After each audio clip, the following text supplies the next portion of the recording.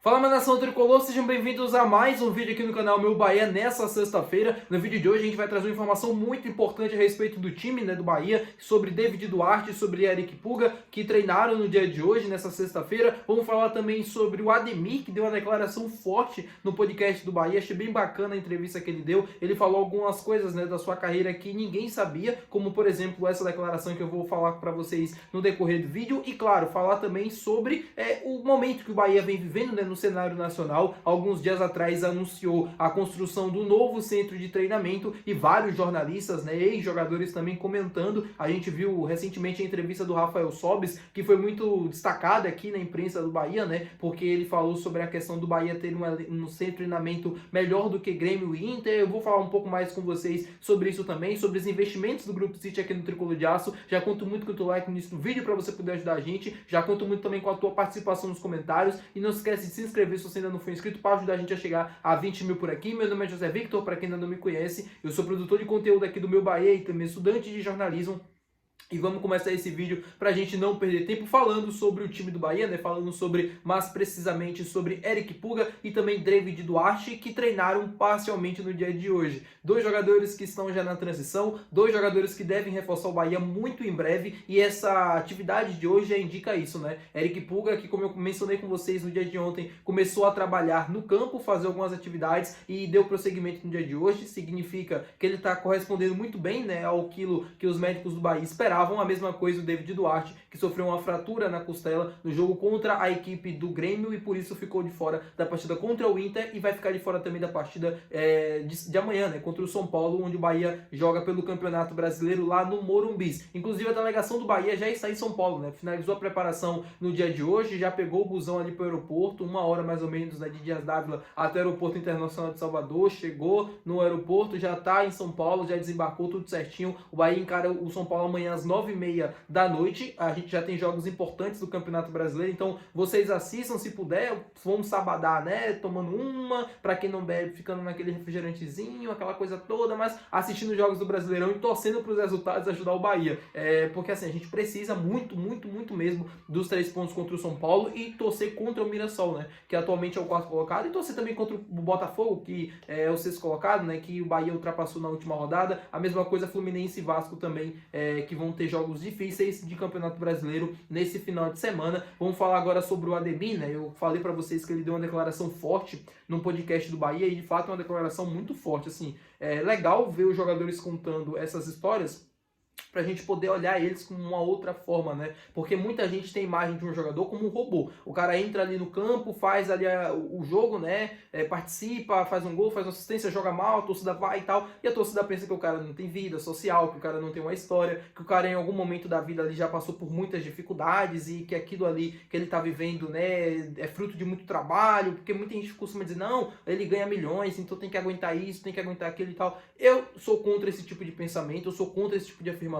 Eu vivi um pouco dos dois lados, assim como torcedor e dentro dos bastidores. Eu sempre falo com vocês aqui sobre um pouco da minha vivência lá no Itabaiana, então eu sei das dificuldades que o atleta profissional passa, que muita gente não vê, que muita gente não percebe. E a questão do Ademir que ele falou foi que ele, em algum momento ali no início da carreira dele, saiu com os amigos no shopping para passear. Ele ainda não estava ganhando o que ele ganha no Bahia hoje, por exemplo, e que os amigos falaram, não, vamos comer alguma coisa. E quando ele parou assim, ele olhou uma casquinha de sorvete no shopping e falou, não, eu quero comer uma casquinha, tô com vontade e tal. E não tinha R$2 no bolso para pagar a casquinha. E aí ele chorou no podcast, Ele falou o quanto ele se orgulha do que ele se transformou como atleta profissional, sobre aquele momento de dificuldade, que ele pensou em parar, em largar o futebol e seguir uma outra profissão, porque ele não estava aguentando mais aquilo, de ficar sem dinheiro e tal. E hoje o Ademir virou o que virou, um dos destaques ali do América Mineiro, depois foi pro time, que é mais relevante lá no estado de Minas Gerais, que é o Atlético Mineiro, ao lado do Cruzeiro. Chegou lá, não conseguiu talvez ter o mesmo sucesso que ele teve no América, mas também não foi uma passagem apagada, não foi uma passagem ruim. Veio pro Bahia, chegou, foi criticado em 2023, melhorou em 2024 e acho que em 2025 a gente está vendo a melhor versão do Ademir desde que ele chegou. Um jogador que é decisivo quando a gente está jogando aqui em casa, um jogador que sempre vai para cima, um jogador muito confiante, Ele sempre arrisca o drible, sempre arrisca a jogada mais difícil,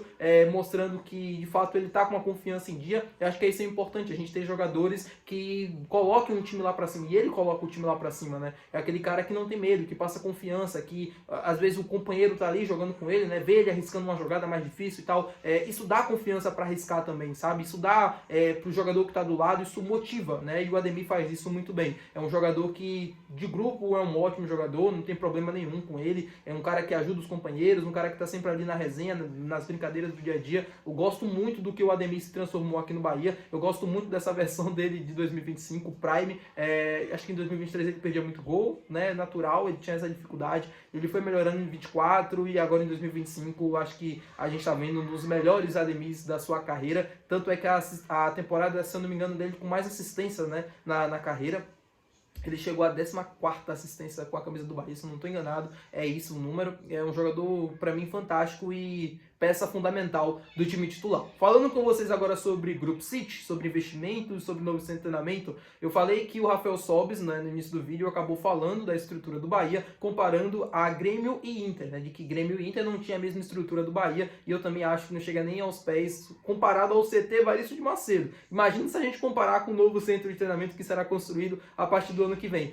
O jogador que falou, né, da vez agora sobre essa situação foi o Felipe Melo, jogador que defendeu o Palmeiras, Fluminense, agora é comentarista no Sport TV, falou se qual jogador não ia querer ir para o Bahia com a estrutura que vai ter futuramente, né, e que já tem, e também pagando em dia, né, que é uma questão muito importante no futebol. As pessoas, assim, antigamente, né, falavam do Bahia como aquele time, né, que não tinha condições de pagar bons salários, como um time que atrasava salário, não pagava em dia, né, no caso, não tinha uma boa estrutura, ou uma estrutura complicada, como era no Fazendão, que não era uma estrutura ruim, comparado a algumas outras equipes do futebol brasileiro, mas também não era nada de, ai meu Deus, né, que estrutura. E o Bahia melhorou muito no CT Varício de Macedo, acho que o Guilherme e o Marcelo Santana, né, vieram para de fato reformular a história do clube. O Bahia passou a pagar em dias, o Bahia pagou a aumentar o número de sócios, né, o time se tornou muito mais próximo do torcedor a partir do Marcelo Santana. Depois veio o Guilherme Belintani, que deu sequência, né, nessa gestão e conseguiu transformar o Bahia, né, a realidade do clube para o torcedor, né, em alguns anos, tanto que depois veio o Group City e está fazendo tudo o que está fazendo. De fato, aquilo que o Felipe Melo falou é a mais pura verdade. Quando você apura, quando você conversa com o empresário ou com outra pessoa do meio do futebol, todo mundo fala do Bahia com muito respeito, todo mundo olha para o Bahia como uma excelente possibilidade de negociar algum jogador, ou até mesmo um jogador falando, né, não, o Bahia tem uma baita estrutura, um baita time. Cara, e o Felipe Melo só falou verdades. Um time de Libertadores, um time que tem uma torcida apaixonada, um time que tem uma ótima estrutura e paga em dia. É o combo perfeito do futebol brasileiro. A gente, por exemplo, fala do quê? De São Paulo. São Paulo pagou questão de imagem atrasada agora, né? Assim, se eu não me engano foi hoje ou foi ontem. São Paulo estava devendo imagem, né, pro jogador, aquele valor de imagens, e aí pagou essa questão que estava atrasada. Atlético Mineiro também devendo direito de imagem dos atletas. Pagou recentemente, ou vai pagar ainda, ou nem pagou, não sei. O Grêmio em algum momento já chegou a dever salário. Corinthians, meu Deus do céu, devendo vários meses de salário atrasado. Vários clubes têm uma camisa pesada também do futebol brasileiro, mas que não conseguem pagar em dia. E isso é um problema, né? Porque às vezes quando o jogador chega uma proposta, o cara pensa duas vezes antes de ir. O cara fala assim, o empresário fala, não, a gente tem uma proposta do Corinthians. Aí o jogador procura saber de tal amigo X, tal amigo Y que tá no Corinthians, ou que passou pelo Corinthians recentemente. Não, e aí, como é que tá a situação? É isso mesmo? Tá devendo salário? O cara, não, a gente ficou sem receber tal os meses. O cara já pensa duas vezes. Aí chega uma proposta do Bahia, por exemplo. Bahia oferecendo um contrato, às vezes até menor de salário, ou com algum bônus a menos, ou algo do tipo assim, mas só por pagar em dia, só por ter a estrutura que tem, já convence o jogador. Então, pro ano que vem, a gente pode esperar um time com muita qualidade, a gente pode esperar um time muito forte, muito competitivo, porque é isso que o Bahia vai ser com o passar do tempo. O Bahia, no mercado hoje, é muito respeitado, no mercado interno, no mercado da bola, né, daquela linguagem dos empresários, dos jogadores e tal, é muito respeitado, e a tendência é que seja cada vez mais com o passar do tempo, que fique assim, jogador se humilhando para vir jogar no Bahia. Antigamente a gente precisava se humilhar para o cara vir jogar aqui. Hoje em dia é o contrário. Hoje em dia eles querem jogar no Bahia, né? Eles querem vir para cá. E a gente só tende a crescer, porque cada vez mais vão vir grandes jogadores, vão ter elencos melhores, elencos mais competitivos, que vão nos possibilitar jogar uma Libertadores, né, disputando o título, jogar um Campeonato Brasileiro pensando em ser campeão, não apenas ser coadjuvante, né, pensar em ser protagonista. protagonista, tá bom, meu povo? Muito obrigado por você ter assistido esse vídeo. Se você gostou, não esquece de deixar o teu gostei, que é muito importante. Não esquece de se inscrever no nosso canal, que é muito importante também. Não esquece de comentar aqui abaixo a tua opinião sobre tudo que a gente comentou no vídeo de hoje. E até o próximo vídeo. Valeu, tchau!